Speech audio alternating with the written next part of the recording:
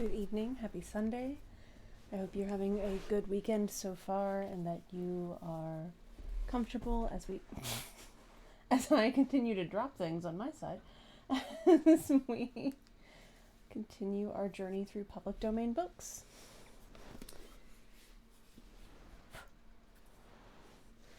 So we will be continuing with what is the name of this book? With Plague Ship by Norton. We are picking up in the middle of chapter 2, so if you want to go back and catch chapter 1 as well as a short story by Norton that came before this, then go back to the previous video on demand. Otherwise, we will pick up from here.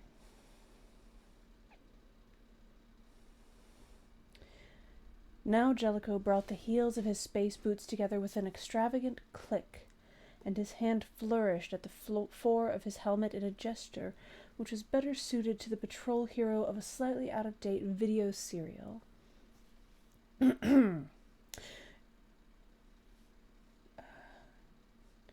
Jellicoe, Solar Queen, free trader. He identified himself brusquely and added, "This is Van Rieke, our cargo master." Now all the flush had faded from the face of the IS captain. Grange of the Dart. He did not even sketch a salute. Intersolar, Callie, cargo master, and he did not name the hovering third member of his party. Jellicoe stood waiting, and after a long moment of silence, Grange was forced to state his business. "We have until noon." Jellicoe, his fingers hooked in his belt, simply waited, and under his level gaze the icy captain began to find the going hard.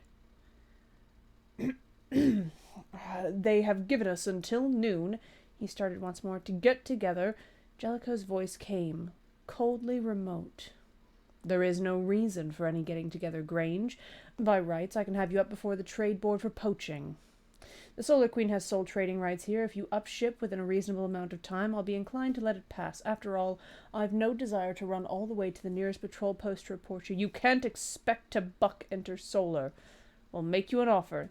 That was Callie's contribution, made probably because his commanding officer couldn't find words explosive enough. Jellicoe, whose forte was more direct action, took an excursion into heavy-handed sarcasm. "You ICs have certainly been given excellent briefing. I would advise a little closer study of the code, and not the sections in small symbols at the end of the tape either. We're not bucking anyone. You'll find our registration for Sargirl down on tapes at the center, and I suggest that the sooner you withdraw, the better, before we cite you for illegal planeting." Grange had gained control of his emotions. "We're pretty far from center here," he remarked. It was a statement of fact, but it carried overtones which they were able to assess correctly. The Solar Queen was a free trader, alone on an alien world, but the IS ship might be cruising in company, ready to summon aid, men, supplies. Dane drew a deep breath. The ICs must be sure of themselves. Not only that, but they must want what Sargol had to offer to the point of being willing to step outside the law to get it. The IS captain took a step forward. "I think we understand each other now," he said, his confidence restored. Van Rieke answered him, his deep voice cutting across the sighing of the wind in the grass forest. "Your proposition?" Perhaps this return to their implied threat bolstered their belief in the infallibility of the company, their conviction that no independent dared stand up against the might and power of Intersolar. Callie replied, "We'll take up your contract at a profit to you, and you up ship before the Salariki are confused over whom they are to deal with." "And the amount of profit?" Van Rieke bored in. "Oh," Callie shrugged. "Say 10% of Cam's last shipment." Jellicoe laughed. "Generous, aren't you, Icy? 10% of a cargo which can't be assessed. The gang on Limbo kept no records of what they plundered." "We don't know what he was carrying when he crashed on Limbo," countered Callie swiftly. "We'll base our offer on what he carried to Axel." Now Van Rieke chucked. "I wonder who figured that one out," he inquired of the scented winds. He must save the company a fair amount of credits one way or another. Interesting offer. By the bland satisfaction to be read on the three faces below, the IS men were assured of their victory. The Solar Queen would be paid off with a pittance under the vague threat of company retaliation. She would upship from Sargol, and they would be left in possession of the rich Koros trade, to be commended and rewarded by their superiors. Had they, Dane speculated, ever had any dealings with free traders before? At least with the brand of independent adventurers such as manned the Solar Queen? Van Rieke burrowed in his belt pouch and then held out his hand. On the broad palm lay a flat disk of metal. Very interesting, he repeated. I shall treasure this recording. The sight of that disk wiped all satisfaction from the icy faces. Grange's purplish fluid spread up from his tight tunic collar. Callie blinked, and the unknown third's hand dropped to his sleep rod, an action which was not overlooked by either Dane or Ollie. A smooth set down to you. Jellicoe gave the conventional leave-taking of the service. You'd better, the icy captain began hotly, and then seeing the disc Van Rieke held, that sensitive bit of metal and plastic which was recording this interview for future reference, he shut his mouth tight. Yes? The Queen's cargo master prompted politely, but Callie had taken his captain's arm and was urging Grange away from the spacer. You have until noon to lift, was Jellicoe's parting shot at the 3 in company livery starting toward the road. I don't think that they will, he added to Van Rieke. The cargo master nodded. You wouldn't in their place, he pointed out reasonably. On the other hand, they've had a bit of a blast they weren't expecting. It's been a long time since Grange heard anyone say no. A shock which is going to wear off. Jellicoe's habitual distrust of the future gathered force. This, Van Rieke tucked the disc back into his pouch, sent him off vector a parsec or two. Grange is not one of the strong-arm blaster boys. Suppose Tang Ya does a little listening in, and maybe we can rig another surprise if Grange does try to ask advice of someone off-world. In the meantime, I don't think they are going to meddle with Salariki. They don't want to have to answer awkward questions if we turn up a patrol ship to ask them. So, he stretched and beckoned to Dane, we shall go to work once more. Again, 2 paces behind Van Rieke, Dane tramped to the trade circle of the Salariki clansmen. They might have walked out only 5 or 6 minutes of ship time before, and the natives betrayed no particular interest in their return. But Dane noticed there was only 1 empty stool, 1 ceremonial table in evidence. The Salariki had expected only 1 Terran trader to join them. What followed was a dreary round of ceremony, an exchange of platitudes and empty good wishes and greetings. No one mentioned Koro stones or even perfume bark that he was willing to offer the off-world traders. None lifted so much as a corner of his trade cloth under which, if he were ready to deal seriously, his hidden hand would meet that of the buyer, so that by finger pressure alone they could agree or disagree on price.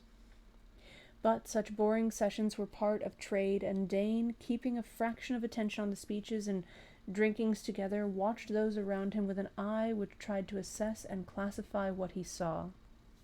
The keynote of the Salariki character was a wary independence. The only form of government they would tolerate was a family clan organization. Feuds and deadly duels between individuals and clans were the accepted way of life, and every male who reached adulthood went armed and ready for combat until he became a speaker for the past, too old to bear arms in the field. Due to the nature of their battling lives, relatively few of the Salariki ever reached that retirement. Short-lived alliances between families sometimes occurred, usually when they were to face a common enemy greater than either. But a quarrel between chieftains, a fancied insult, would rip that open in an instant. Only under the trade shield could 7 clans sit this way without their warriors being at one another's furred throats. An hour before sunset, Paf turned his golden goblet upside down on his table, a move followed speedily by every chieftain in the circle. The conference was at an end for that day, and as far as Dane could see, it had accomplished exactly nothing except to bring the Ices into the open. What had Traxcam discovered which had given him the trading contract with these suspicious aliens? Unless the men from the Queen learned it, they could go on talking until the contract ran out and get no farther than they had today. From his training, Dane knew that ofttimes contact with an alien race did require long and patient handling, but between study and experiencing the situation himself there was a gulf, and he thought somewhat ruefully that he had much to learn before he could meet such a situation with Van Rieke's unfailing patience and aplomb. The cargo master seemed in no wise tired by his wasted day, and Dane knew that Van would probably sit up half the night going over for the 100th time Traxcam's sketchy recordings in another painstaking attempt to discover why and how the other free trader had succeeded where the Queen's men were up against a stone wall. The harvesting of Koros stones was, as Dane and all those who had been briefed from Cam's records knew, a perilous job. Though the rule of the Salariki was undisputed on the land masses of Sargol, it was another matter in the watery world of the shallow seas. There the Gorp were in command of the territory, and one had to be constantly alert for attack from the sly reptilian intelligence so alien to the thinking processes of both Salariki and Terran that there seemed to be no point of possible contact. One went gathering Koros gems after balancing life against gain, and perhaps the Salariki did not see any profit in that operation. Yet Traxcam had brought back his bag of gems. Somehow he had managed to secure them in trade. Van Rieke climbed the ramp, hurrying on into the Queen as if he would not get back to his records soon enough. But Dane paused and looked back at the grass jungle a little wistfully. To his mind, these early morning hours were the best time on Sargol. The light was golden, the night winds had not yet arisen. He disliked exchanging the freedom of the open for the confinement of the spacer. And as he hesitated there, 2 of the juvenile population of Sargol came out of the forest. Between them they carried one of their hunting nets, a net which now enclosed a quiet but baneful-eyed captive, Sinbad, being delivered for nightly ransom. Dane was reaching for the pay to give the captors when, to his real astonishment, one of them advanced and pointed with an extended forefinger claw to the open port. "Go in." He formed the trade lingo words with care, and Dane's surprise must have been plain to read, for the cub followed his speech with a vigorous nod and set one foot on the ramp to underline his desire. For one of the Salariki, who had continually manifested their belief that Terrans and their ship were an offense to the nostrils of all right living men, to wish to enter the spacer was an astonishing about-face. But any advantage, no matter how small, which might bring about a closer understanding, must be seized at once.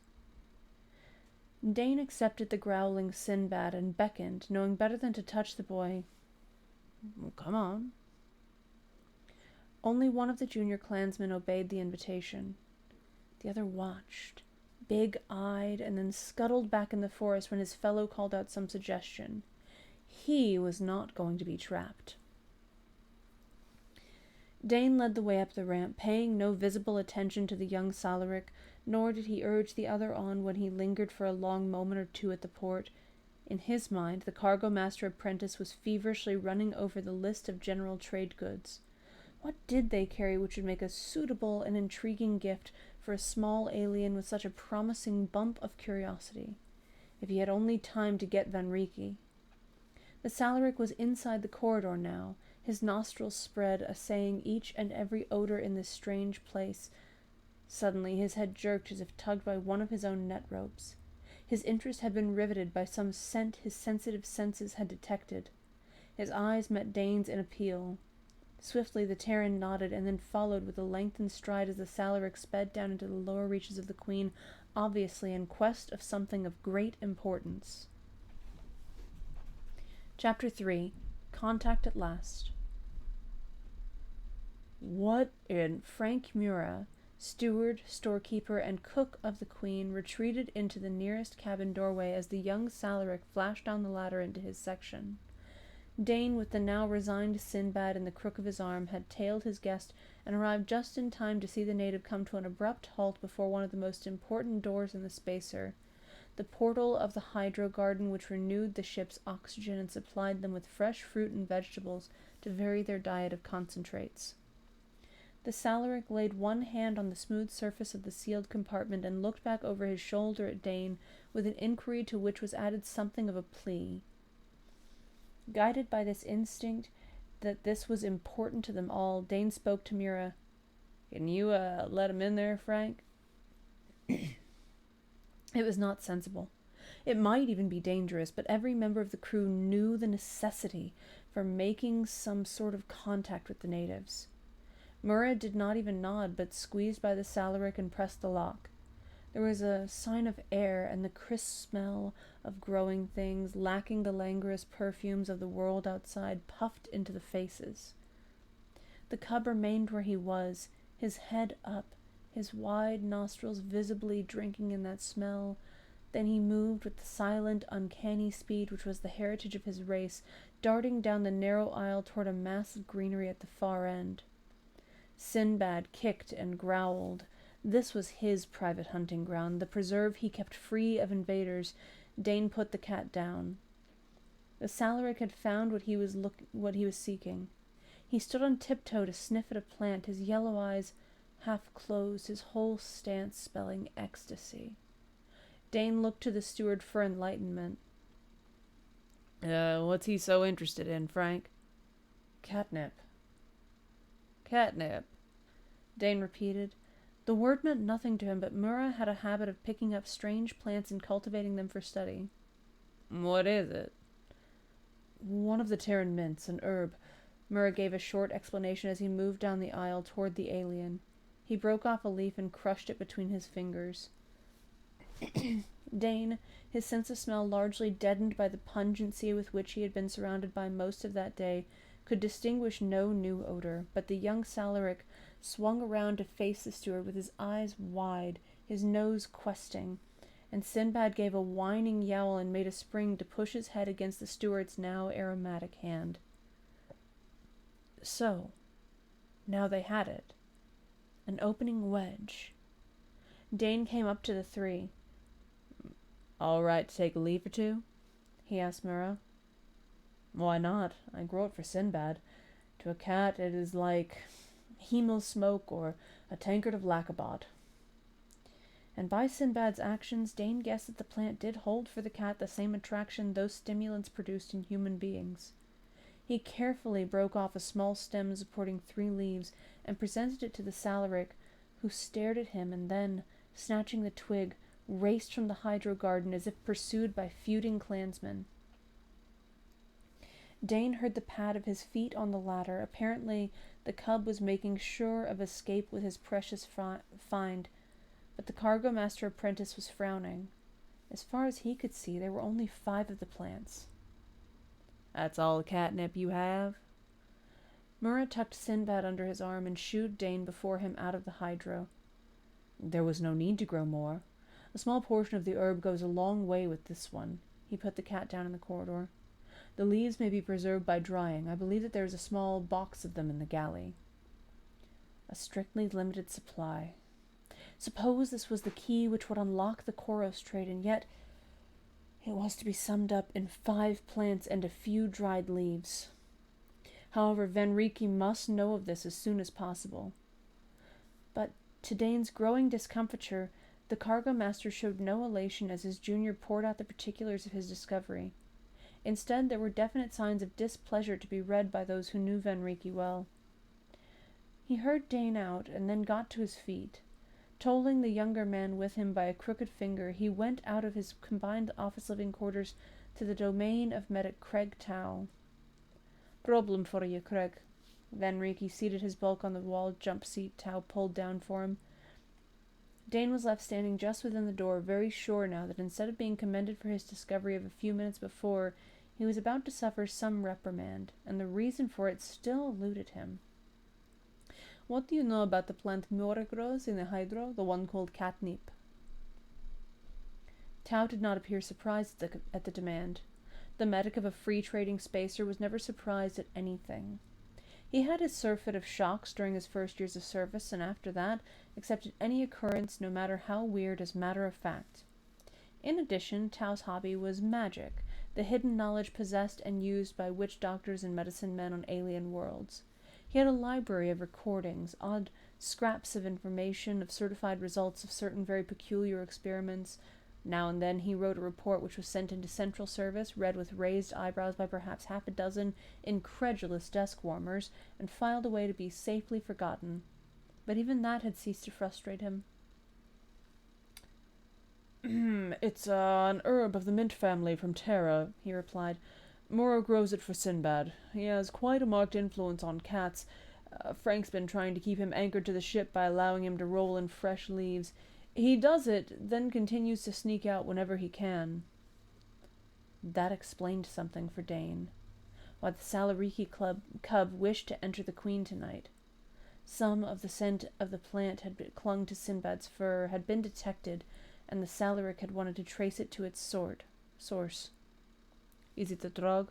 Van Rieke prodded. In the way that all herbs are drugs. Human beings have dosed themselves in the past with a tea made of the dry leaves. It has no great medicinal properties.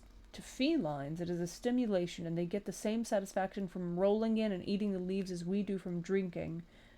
The Salariki are, in a manner of speaking, felines, Van Rieke mused. Tau straightened. The Salariki have discovered catnip, I take it? Van Rieke nodded at Dane, and for the second time the cargo master apprentice made his report. When he was done, Van Rieke asked a direct question of the medical officer. What effect would catnip have on a Salaric? It was only then that Dane grasped the enormity of what he had done. They had no way of gauging the influence of an off-world plant on alien metabolism. What if he had introduced to the natives of Sargol a dangerous drug, started that cub on some path of addiction? He was cold inside. Why, he might even have poisoned the child. Tau picked up his cap, and after a second's hesitation, his emergency medical kit. He had only one question for Dane. Any idea of who the cub is, what clan he belongs to? And Dane, chill with real fear, was forced to answer in the negative. What had he done? Can you find him? Van Rieke, ignoring Dane, spoke to Tau. The medic shrugged. I can try. I was out scouting this morning, met one of the storm priests who handles their medical work, but I wasn't welcomed. Under the circumstances, we have to try something. In the corridor, Van Rieke had an order for Dane. I suggest that you keep the quarters, Thorson, until we know how matters stand. Dane saluted. That note in his superior's voice was less a whiplash, much worse to take than the abuse of a lesser man. He swallowed as he shut himself into his own cramped cubby. This might be the end of their venture, and they would be lucky if their charter was not withdrawn. Let IS get an inkling of his rash action, and the company would have them up before the board to be stripped of all their rights in the service just because of his own stupidity, his pride in being able to break through where Van Rieke and the captain had faced a stone wall. And worse than the future which could face the Queen was the thought that he might have introduced some dangerous drug into Sargol with his gift of those few leaves. When would he learn? He threw himself face down on his bunk and despondently pictured the string of calamities which could and maybe would stem from his thoughtless and hasty action. Within the Queen, night and day were mechanical. The lighting in the cabins did not vary much. Dane did not know how long he lay there, forcing his mind to consider his stupid action, making himself face that in the service there were no shortcuts which endangered others, not unless those taking the risks were Terrans. Dane! Rip Shannon's voice cut through his self-imposed nightmare, but he refused to answer. Dane, Van wants you on the double. Why? To bring him up before Jellicoe, probably. Dane schooled his expression, got up, pulling his tunic straight, still unable to meet Rip's eyes. Shannon was just one of those he had let down so badly. But the other did not notice his mood. Wait till you see them. Half Sargol must be here yelling for trade. That comment was so far from what he had been expecting that Dane was startled out of his own gloomy thoughts. Rip's brown face was one wide smile, his black eyes danced. It was plain he was honestly elated. Get a move on, fire rockets, he urged, or Van will blast you for fair. Dane did move, up the ladder to the next level and out on the port ramp. What he saw below brought him up short. Evening had come to Sargol, but the scene immediately below was not in darkness. Blazing torches advanced in lines from the grass forest, and the portable floodlight of the spacer added to the general glare, turning night into noonday. Van Riki and Jellicoe sat on stools facing at least 5 of the 7 major chieftains with whom they had conferred to no purpose earlier. And behind these leaders milled a throng of lesser Salariki. Yes, there was at least one carrying chair, and also an orgel, from the back of which a veiled noblewoman was being assisted to dismount by 2 retainers. The women of the clans were coming, which could mean only that trade was at last in progress, but trade for what? Dane strode down the ramp. He saw Paft, his hand carefully covered by his trade cloth, advance to Van Riki, whose own fingers were decently veiled by a handkerchief.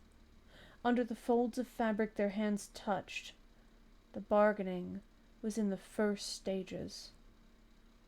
And it was important enough for the clan leaders to conduct themselves where, according to Cam's records, it had been usual to delegate that power to a favored liege man. Catching the light from the ship's beam and from the softer flares of the Salariki torches was a small pile of stones resting on a stool to one side. Dane drew a deep breath. He had heard the Koro stones described, had seen the tri-D print of one found among Cam's recordings, but the reality was beyond his expectations. Oh, he knew the technical analysis of the gems, that they were, as the amber of Terra, the fossilized resin exuded by ancient plants, maybe the ancestors of the grass trees, long buried in the saline deposits of the shallow seas where chemical changes had taken place to produce the wonder jewels. In color, they shaded from a rosy apricot to a rich mauve, but in their depths other colors, silver, fiery gold, spun sparks which seemed to move as the gem was turned, and which was what first endeared them to the Salariki. When worn against the skin and warmed by body heat, they gave off a perfume which enchanted not only the Sargolian natives, but all in the galaxy wealthy enough to own one. On another stool, placed at Van Riki's right hand, as that bearing the Koro stones was at Paft's, was a transparent plastic box containing some wrinkled brownish leaves. Dane moved as unobtrusively as he could to his proper place at such a trading session, behind Van Riki. More Salariki were tramping out of the forest, torch-bearing retainers and cloaked warriors. A little to one side was a third party Dane had not seen before. They were clustered about a staff which had been driven into the ground, a staff topped with a white streamer marking a temporary trading ground. These were Salariki, right enough, but they did not wear the colorful garb of those about them. Instead, they were all clad alike in muffling, sleeved robes of a drab green. The storm priests, their robes denoting the color of the Sargolian sky just before the onslaught of their worst tempests. Cam had not left many clues concerning the religion of the Salariki, but the storm priests had, in narrowly defined limits, power, and their recognition of the Terran traders would add to good feeling. In the knot of storm priests a Terran stood, Medic Tau, and he was talking earnestly with the leader of the religious party. Dane would have given much to have been free to cross and ask Tau a question or two. Was all this assembly the result of the discovery in the Hydro? But even as he asked himself that, the trade cloths were shaken from the hands of the bargainers, and Van Riki gave an order over his shoulder. "Measure out 2 spoonfuls of the dried leaves into a box." He pointed to a tiny plastic container. With painstaking care, Dane followed directions. At the same time, a servant of the Salaric chief swept the handful of gems from the other stool and dropped them in a heap before Van Riki, who transferred them to a strong box resting between his feet. Paft arose, but he had hardly quitted the trading seat before one of the lesser clan leaders had taken his place, the bargaining cloth ready looped loosely about his wrist. It was at this point that the proceedings were interrupted. A new party came into the open. Their utilitarian trade tunics made a drab blot as they threaded their way in compact group through the throng of Salariki. IS men. So they had not lifted from Sargol. They showed no signs of uneasiness, It was as if their rights were being infringed by the free traders, and Kali, their cargo master, swaggered straight to the bargaining point. The chatter of Salariki voices were stilled, the Sargolians withdrew a little, letting one party of Terrans face the other, sensing drama to come. Neither Van Rieke nor Jellicoe spoke. It was left to Kali to state his case. "You've crooked your orbit this time, bright boys." His jeer was a paean of triumph. "Code 3, Article 6, or can't you absorb rules tapes with your thick heads?" Code 3, Article 6. Dane searched his memory for that law of service. The words flashed into his mind as the auto-learner had planted them during his first year of training back in the pool. To no alien race shall any trader introduce any drug, food, or drink from off-world until such a substance has been certified as non-harmful to the aliens. There it was. IS had them, and it was all his fault. But if he had been so wrong, why in the world did Van Rieke sit there trading, condoning the error, and making it into a crime for which they could be summoned before the board and struck off the rolls of service? Van Rieke smiled gently. "Code 4, Article 2, he quoted with the genial air of one playing gift-giver at a Forkadan feasting. Code 4, Article 2. Any organic substance offered for trade must be examined by a committee of trained medical experts, an equal representation of Terrans and aliens. Kelly's sneering smile did not vanish. "Well?" he challenged. "Where's your board of experts?" "Tao," Van Rieke called to the medic with the storm priest, "will you ask your colleague to be so kind as to allow the cargo master Kali to be presented?" The tall, dark, young Terran medic spoke to the priest beside him, and together they came across the clearing. Van Rieke and Jellicoe both arose and inclined their heads in honor to the priest, as did the chief with whom they had been about to deal. "Reader of clouds and master of many winds," Tao's voice flowed with the many-voweled titles of the Sargolian, "may I bring before your face Cargo Master Kali, a servant of Intersolar in the realm of trade." The storm priest's shaven skull and body gleamed steel-gray in the light. His eyes, of that startling blue-green, regarded the IS party with cynical detachment. "You wish of me?" Plainly he was one who believed in getting down to essentials at once. Kali could not be overawed. "These free traders have introduced among your people a powerful drug which will bring much evil." He spoke slowly, in simple words, as if he were addressing a cub. "You have evidence of such evil," countered the storm priest. "In what manner is this new plant evil?" For a moment Kali was disconcerted, but he rallied quickly.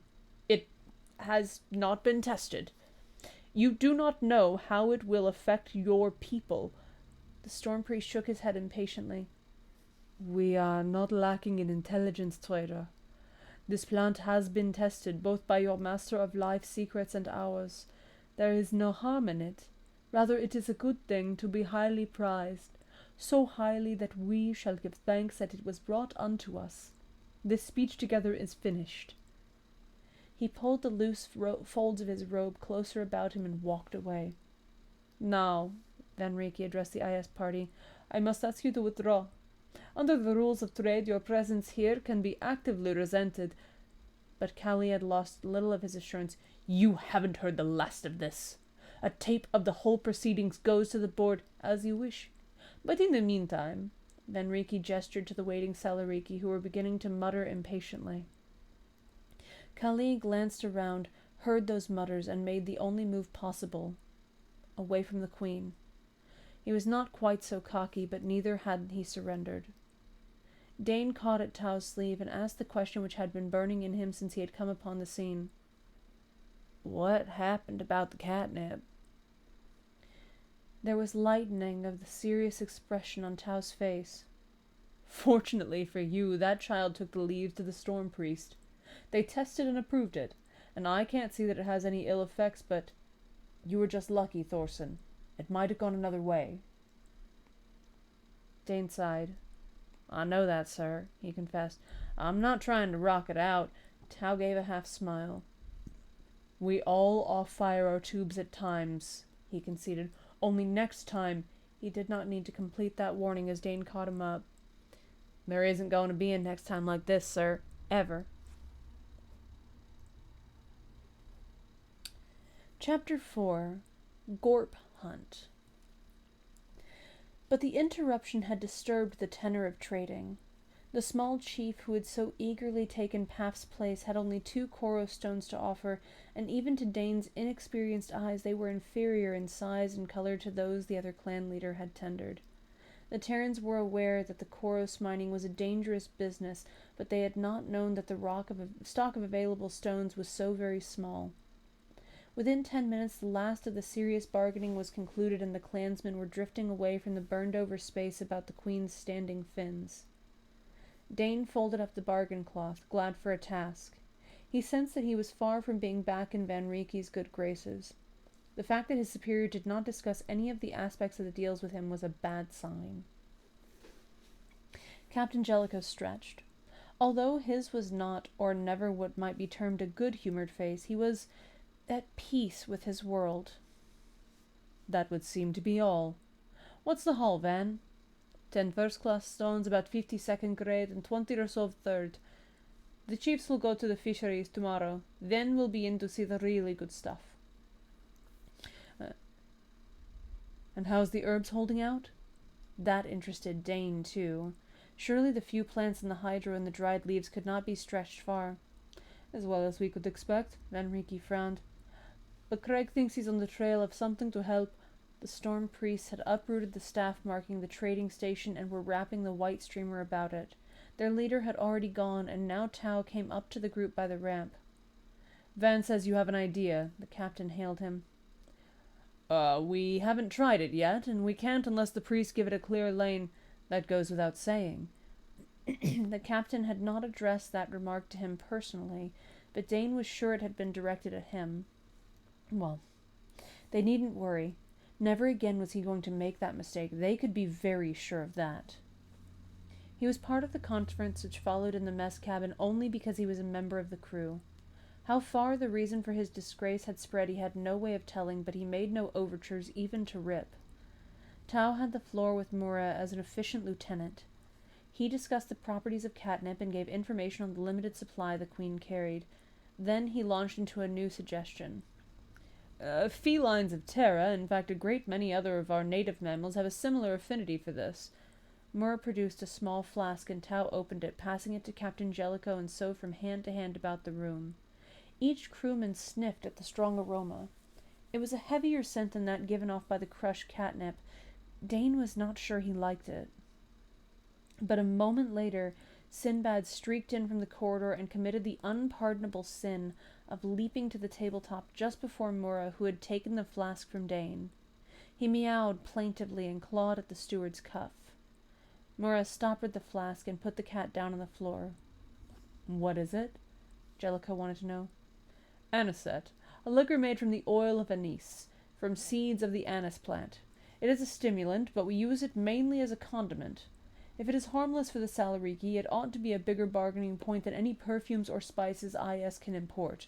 And remember, with their unlimited capital, they can flood the market with products we can't touch, selling at a loss if need be to cut us out.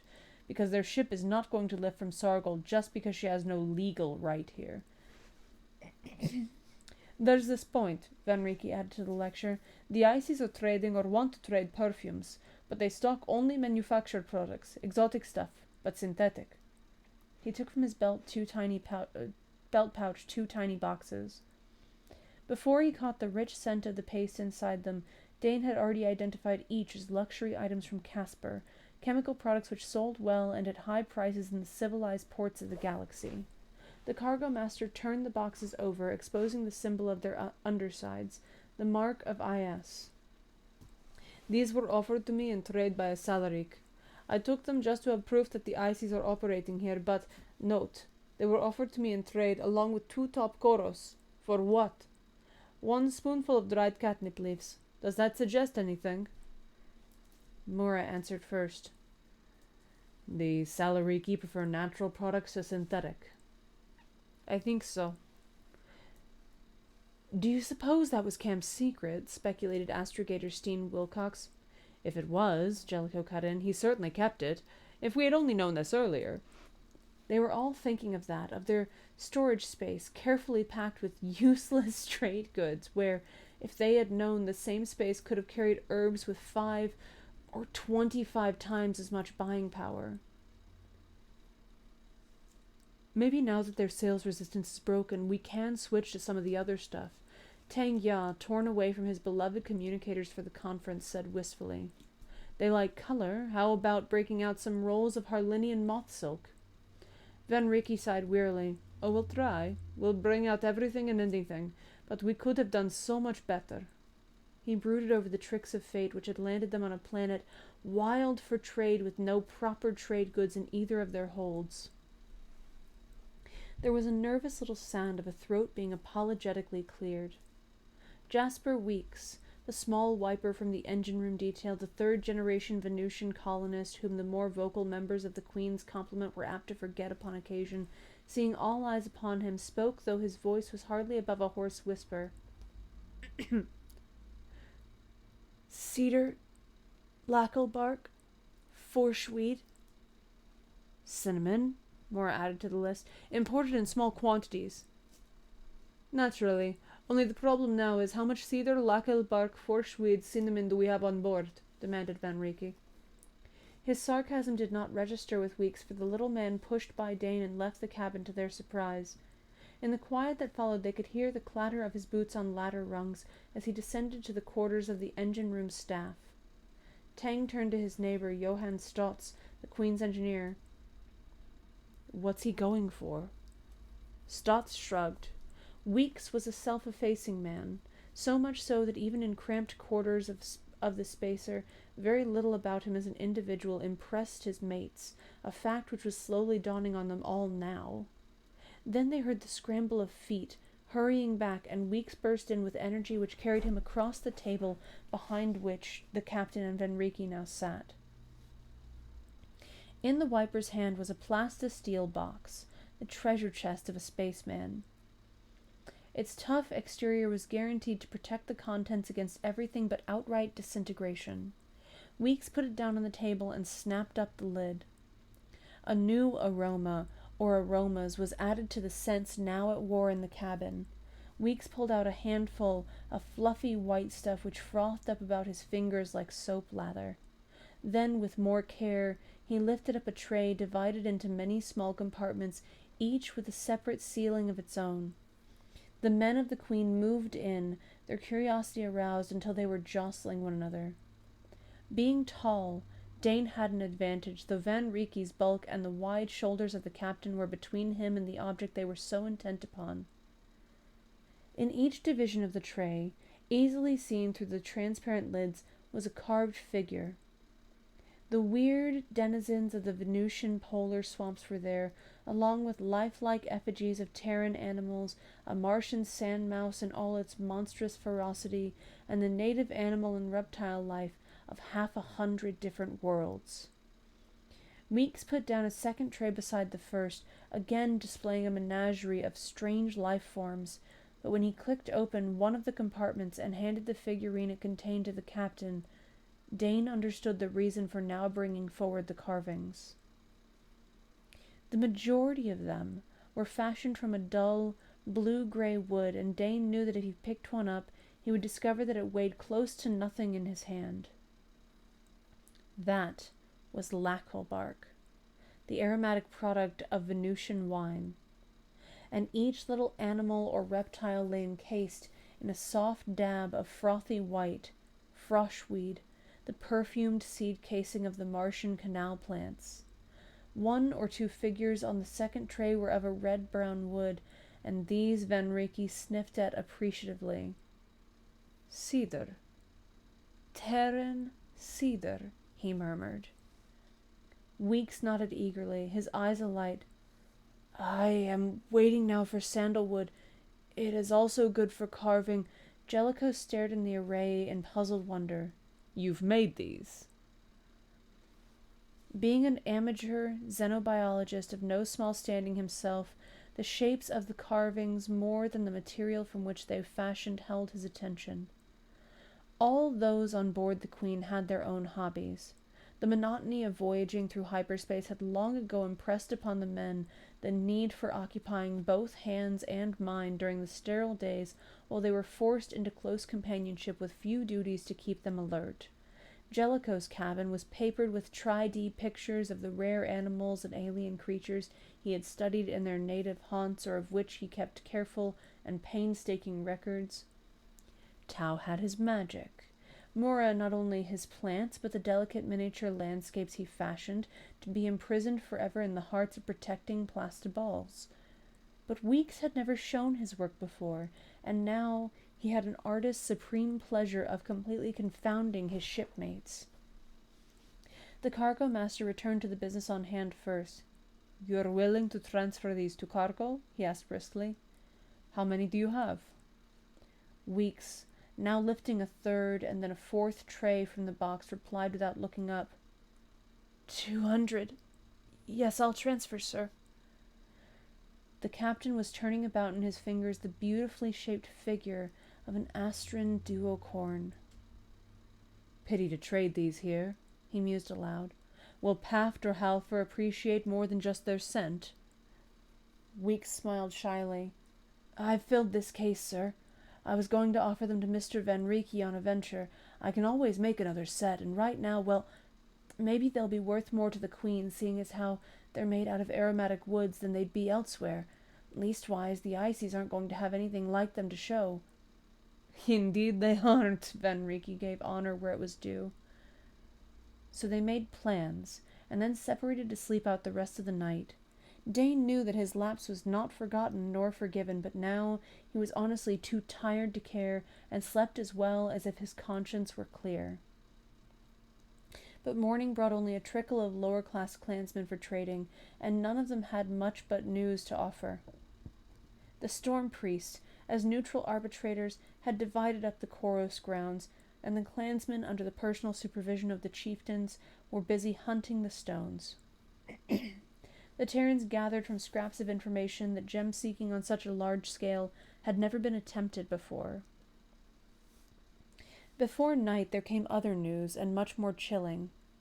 Paft, one of the two major chieftains of this section of Sargol, while supervising the efforts of his liege men on a newly discovered and richly strewn length of shoal water, had been attacked and killed by Gorp.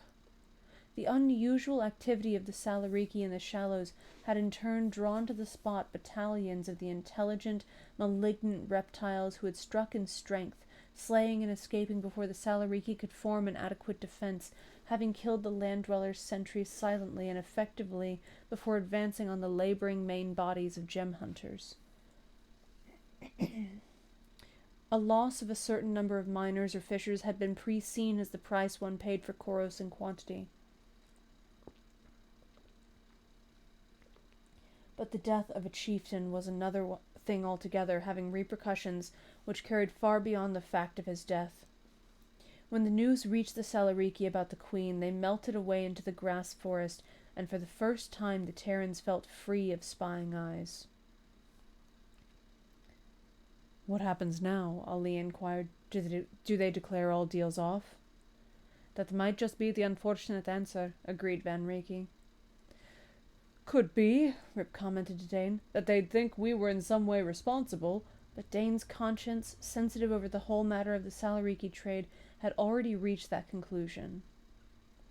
The Terran party, unsure of what were the best tactics, wisely decided to do nothing at all for the time being. But when the Salariki seemed to have completely vanished on the morning of the second day, the men were restless. Had Paft's death resulted in some inter-clan quarrel over the airship and the other clans withdrawn to let the various contendants for that honor fight it out? Or, what was more probable and dangerous, had the aliens come to the point of view that the Queen was in the main responsible for the catastrophe, and were engaged in preparing too warm a welcome for any traders who dared to visit them? With the latter in mind, they did not stray far from the ship, and the limit to their traveling was the edge of the forest from which they could be covered, and so they did not learn much. It was well into the morning before they were dramatically apprised that Far from being considered in any way an enemy, they were about to be accepted in a tie as close as clan to clan during one of the temporary but binding truces. The messenger came in state, a young Salaric warrior, his splendid cloak rent and hanging in tattered pieces from his shoulders as a sign of his official grief. He carried in one hand a burned-out torch, and in the other an unsheathed claw knife, its blade reflecting the sunlight with a wicked glitter. Behind him trotted 3 couples of retainers, their cloaks also ragged fringes, their knives drawn. Standing up on the ramp to receive what could only be a formal deputation were captain, astrogator, cargo master, and engineer, the senior officers of the spacer. In the rolling periods of the trade lingo, the torchbearer identified himself as Groft, son and heir of the late lamented Paft. Until his chieftain father was avenged in blood, he could not assume the high seat of his clan, nor the leadership of the family, and now, following custom, he was inviting the friends and sometimes allies of the dead Paft to a gorp hunt. Such a gorp hunt Dane gathered from amidst the flowers of ceremonial Salariki speech as had never been planned before on the face of Sargol. Salariki, without number in the past, had died beneath the ripping talons of the water reptiles, but it was seldom that a chieftain had so fallen, and his clan were firm in their determination to take a full blood price from the killers. "And so, Sky Lords," Groft brought his oration to a close, "we come to ask that you send your young men to this hunting so that they may know the joy of plunging knives into the scaled death and see the horned ones die bathed in their own vile blood." Dane needed no hint from the Queen's officers that this invitation was a sharp departure from custom. By joining with the natives in such a foray, the Terrans were being admitted to kinship of a sort, cementing relations by a tie which the IS or any other interloper from off-world would find hard to break. It was a piece of such excellent good fortune as they would not have dreamed of 3 days earlier. Venrique replied, his voice properly sonorous, sounding out the rounded periods of the rolling tongue which they had all been taught during the voyage, using Cam's recording. Yes, the Terrans would join with pleasure in so good and great a cause. They would lend the force of their arms, and to the defeat of all Gorp they had the good fortune to meet. Groff need only name the hour for them to join him. It was not needful. The young Salariki chieftain-to-be hastened to tell the cargo master that the senior Sky Lords concerned themselves in this matter. In fact, it would be against custom, for it was meet that such a hunt be left to warriors a few years, that they might earn glory and be able to stand before the fires at the naming as men. Therefore the thumb-claw of Groft was extended to its greatest length as he used it to single out the Terrans he had been eyeing. Let this one, and that, and the fourth be ready to join with the Salariki party an hour after nooning on this very day, and they would indeed teach the slimy, treacherous lurkers in the depths a well-needed lesson. The Salarik's choice, with one exception, had unerringly fallen on the youngest members of the crew, Ali, Rip, and Dane in that order, but his 4th edition had been Jasper Weeks. Perhaps because of his native pallor of skin and slightness of body, the oiler had seemed to the alien to be younger than his years. At any rate, Groff had made it very plain that he chose these men, and Dane knew that the Queen's officers would raise no objections which might upset the delicate balance of favorable relations. Venrique did ask for one concession, which was reluctantly granted. He received permission for the Spacer's men to carry their sleep rods. Though the Salariki, apparently for some reason of binding and hoary custom, were totally opposed to hunting their age-old enemy with anything other than their duelist weapons of net and claw knife. "Go along with them," Captain Jellicoe gave his final orders to the 4, "as long as it doesn't mean your own necks, understand? On the other hand, dead heroes have never helped to lift a ship, and these Gorp are tough from all accounts. You'll just have to use your own judgment about springing your rods on them." He looked distinctly unhappy at that thought. Ali was grinning, and little Weeks tightened his weapon belt with a touch of swagger he had never shown before. Rip was his usual soft-voiced self, dependable as a rock and a good base for the rest of them. taking command without question as they marched off to join Groff's company. And I think that will be a good time to leave off. We will continue with The Plague Sheep by Andre Norton on Thursday. There's a good bit of this book left, so I think we'll be working on this for a couple weeks yet. I hope you've enjoyed tonight's reading, and I hope you will join me on Thursday as we continue The Plague Ship by Andre Norton. Hope you have a good rest of your weekend and a good night.